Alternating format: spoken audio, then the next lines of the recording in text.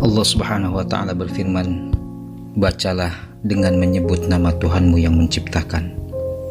Dari posisinya sebagai wahyu pertama, serta dari cara Jibril menyampaikan kepada Rasulullah SAW, ayat tersebut memiliki kedudukan istimewa.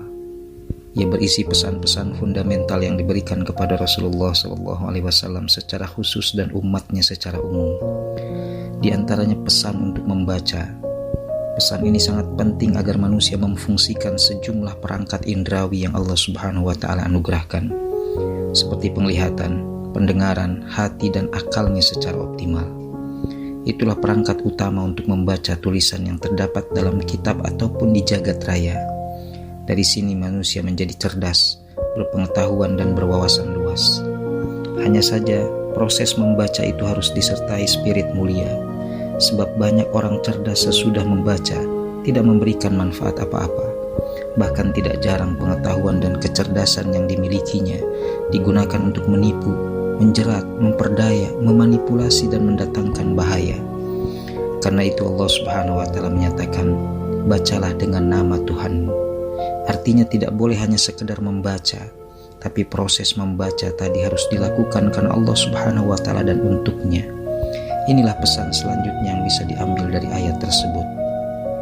Ini pula yang seharusnya menjiwai proses penelaahan, penalaran, pengamatan, dan pembelajaran oleh seorang muslim. Dirinya harus selalu terkait dengan Allah Sang Pencipta. Dengan kalimat Iqra bismi rabbik, sebenarnya Al-Quran tidak hanya memerintahkan manusia membaca, sebab membaca hanya sekedar lambang dari segala aktivitas manusia. Ayat itu seolah ingin menyatakan, bacalah dengan nama Tuhanmu, bergeraklah demi Tuhanmu, bekerjalah demi Tuhanmu. Begitu pula bila Anda berhenti bergerak, hendaknya itu juga karena Tuhanmu. Dengan demikian, ayat itu mengarahkan manusia agar menjadikan seluruh hidup, wujud, cara, dan tujuannya adalah karena Allah Subhanahu wa Ta'ala. Apapun profesi dan pekerjaan manusia, apapun jabatan dan kedudukannya, apapun bidang yang ditanganinya, harus senantiasa terkait dengan Allah Subhanahu wa Ta'ala dan ridhonya. Disinilah kita memahami mengapa Rasulullah SAW selalu memulai aktivitas kebaikannya dengan menyebut nama Allah Subhanahu wa Ta'ala. Tidak ada yang boleh terlepas darinya. Totalitas hidup muslim hanya dipersembahkan untuknya.